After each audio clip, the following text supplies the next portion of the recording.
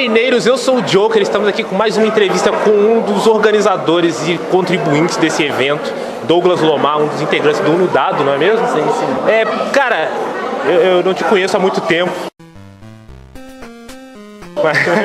Separei algumas perguntas assim, muito pertinentes, cara. Tipo, todos nós temos uma história no RPG. O RPG é um jogo de histórias que tem uma história na nossa vida. E qual é a história? Quando você começou a entrar nesse cenário de RPG, como foi isso? Então, eu comecei a me interessar por RPG no colégio.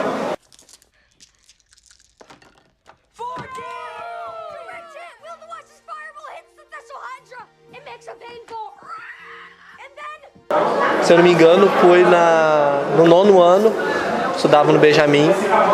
E só que tipo assim, pouca coisa, eu joguei uma vez só, foi aquela coisa bem simplesinha. Só que quando eu fui para Sebastião, tive um colega que era mestre de RPG e ele me inseriu nesse cenário, nesse hobby. E a gente me apaixonei de cara e acabou que eu entrei de cabeça no hobby da RPG. Sensacional, né? E sempre na escola nós começamos nesse sentido, né? E o evento em si, porque esse evento já está há um tempo aqui na cidade, é um evento que une um pouco da comunidade nerd.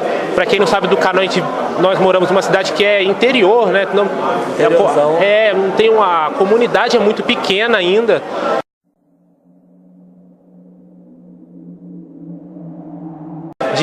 Mas nós nos unimos assim, né? E quando você entrou no evento, você conheceu o Unudado, o pessoal? Então, eu já conheci o Pedro e o Rafael, que são da organização, e não participei do primeiro nem do segundo. Só que o ano passado a gente virou, tipo, o evento deu aquela esfriada, a gente virou, não vamos deixar isso morrer, a gente pegou todo mundo, conseguimos um lugar pra fazer, aí eu virei, cara, se vocês precisarem de ajuda, eu tô aí, a gente vai entrando e vai fazendo as coisas. Sensacional. Sei lá, a gente vai no embalo, né, todo mundo tá animado, a gente entra no ano, vambora. Vai no hype mesmo, vai no hype do momento. Tipo, pra quem não é, que a gente ainda não filmou ainda aqui, como tá aqui, mas tá muito bacana, ainda não começou as mesas de RPG, né? Mas é um dos mestres também, ele é um dos mestres. Fala um pouco da sua aventura que vai acontecer aqui no evento. Então, o cenário que eu mestro é o Reinos de Ferro. O Reinos de Ferro é um cenário americano que ele nasceu num wargame, num jogo de miniaturas. E eles aproveitaram o próprio sistema do wargame e transformaram num sistema de RPG. Então, um sistema super simples, ele é steampunk.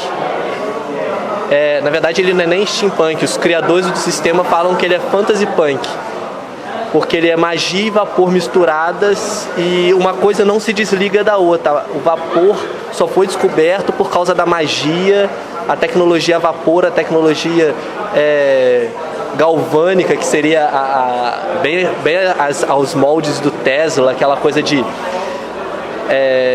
Frankenstein, energia elétrica, é bem assim, é bem uma mistura de tudo e tudo meio que junto com magia. Então, os necromantes, eles usam armaduras tecnológicas que aumentam o poder de necromância. Os magos, eles não são aqueles magos estilo Gandalf, capa e cajado.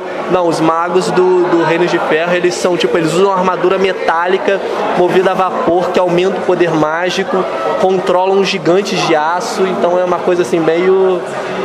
é bem punk.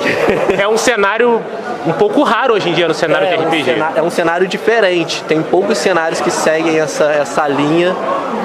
Mas é bem interessante, e é simples. O que eu acho interessante é que é simples, que ele funciona com 3 dados de 6 lados, só isso. Tudo que você faz se resume em 3 dados de 6 lados. Interessantíssimo. E para finalizar essa entrevista maravilhosa, me fala qual é a história mais engraçada de RPG que você já viveu? A história mais engraçada de RPG? Cara, tem tantas. Eu vou falar uma do Reino de Ferro mesmo. Uma vez a gente estava jogando, o Fabrício, do Cafeína, estava jogando de Goblin Alquimista. E o Goblin Alquimista, ele tem a habilidade de fazer bombas, então ele foca em fazer bomba. E a gente estava num pântano, o grupo estava num pântano, estavam numa cabana e a cabana estava cercada de mortos-vivos. A ideia eles eram fugir da cabana sem fazer barulho para os mortos-vivos não atacar eles, porque eles estavam sem munição.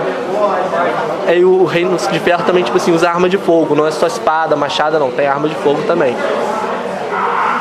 E o pessoal sem munição, o pessoal já, tipo, com a vida já lá embaixo. E o Fabrício, ele tem a ideia de explodir a parede da cabana para desviar a atenção. Só que a ideia era ele subir em cima da cabana, jogar uma bomba para longe. E com isso, tipo, a bomba explodiu num lugar mais afastado, os mortos-vivos iam naquela direção e o povo ia fugir da cabana. Só que o Fabrício, ele fez isso, tipo assim, ele deu a ideia pro grupo e falou, estou fazendo, não deixou o grupo sentar e pensar. Só fez. Só que na hora que ele jogou o dado, ele tirou um erro crítico. Nossa! Ele foi arremessar a bomba bateu na quina da janela e voltou pra dentro da cabana. A bomba explodiu e matou o grupo todo. Uma pérola do Sr. Burns, uma pérola do Cafeína Visceral. E é com essa história magnífica do Sr. Burns, uma aventura de Reinos de Ferro, que a gente termina essa entrevista aqui com o Douglas Lomar. Muito obrigado pela sua presença. Eu sou o John, que a gente fica com mais uma entrevista. Um abraço e valeu!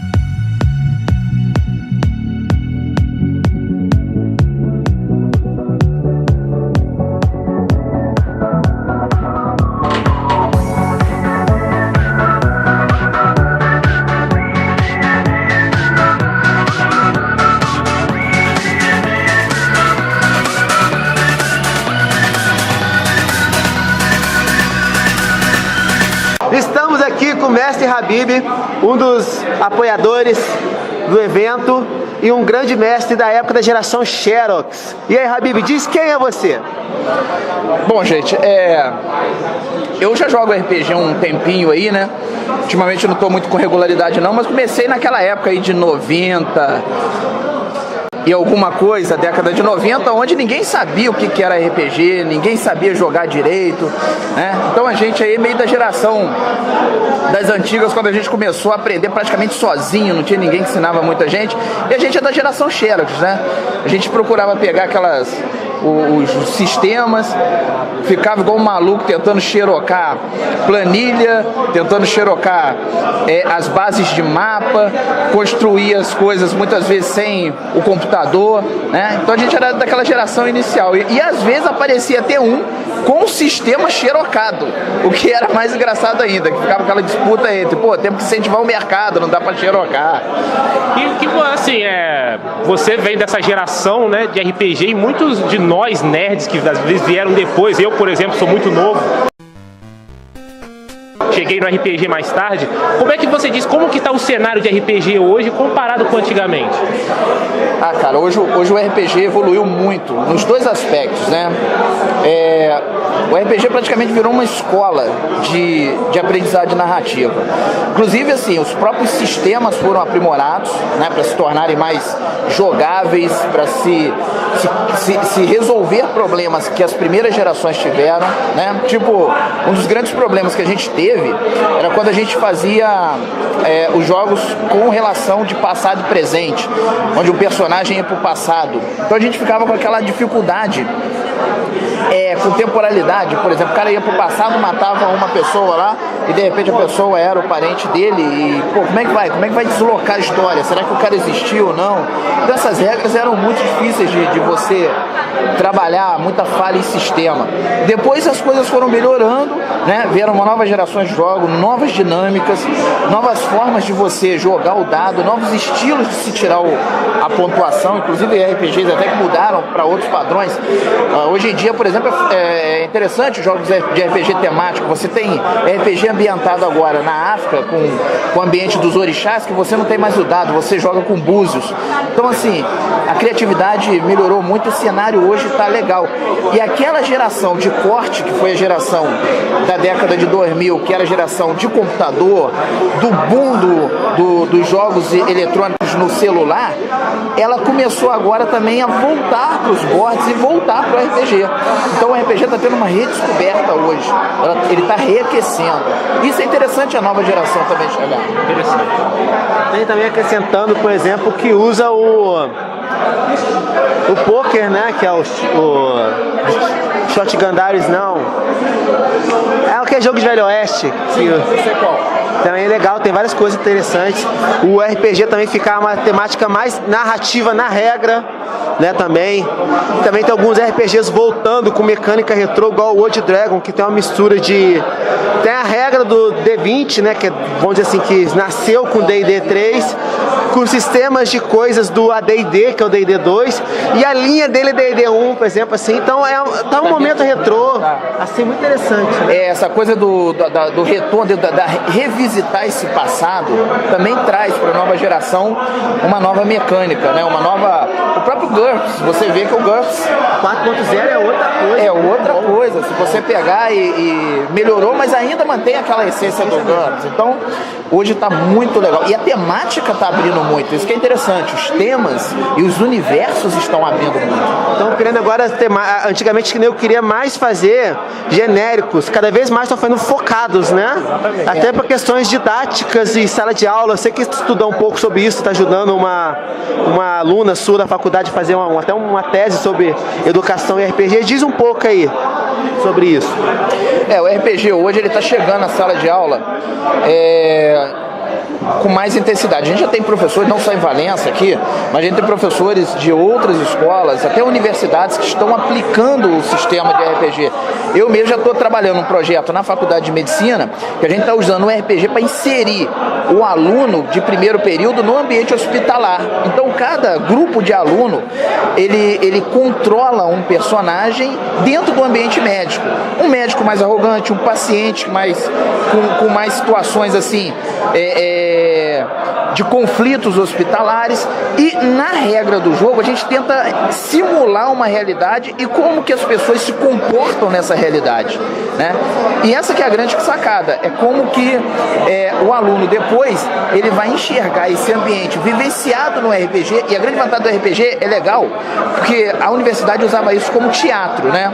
Os alunos representavam uma situação, mas o RPG tem uma situação que, na minha opinião, vai muito além, que a sorte, o aleatório, acontecer alguma coisa que na situação a pessoa não estava prevista na cena e resolver essa situação.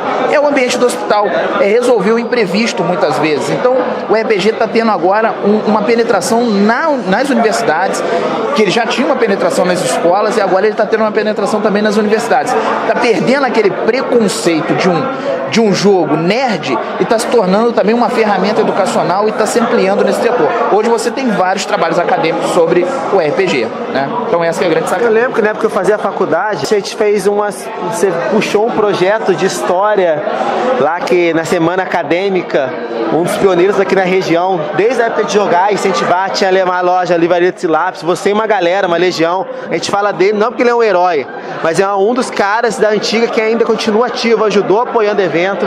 É uma lenda viva aqui na cidade. Eu sei que ele tá com vergonha de estar falando isso aqui agora, quem não gosta. Chama ele de idoso, sim, tem cabelinho branco, é velhinho, coitadinho. Tô deixando a barba crescer. Mas é assim mesmo. Eu tô zoando aqui, mas eu jogo RPG desde 90 e pouco também, 97, também sou idoso, cara. Legal! Bem louco! Isso aqui jogou com Gagigas. É, não, também não. Mas é isso aí, galera. Se vocês gostarem do tema, a gente marca depois com ele, com a Síbila, que é estudante dele, que ele tá ajudando na tese, tá? A gente tá se despedindo aqui. Se gostarem, tiverem dúvida, comenta que a gente faz um segundo vídeo. E venham jogar. Venha jogar. Esse foi mais uma entrevista do Cafeína Visceral. Eu sou o Joker. Continue acompanhando nossas próximas entrevistas e materiais do quinto encontro de RPG. E estamos aí. Obrigado, gente. Um abração pra vocês.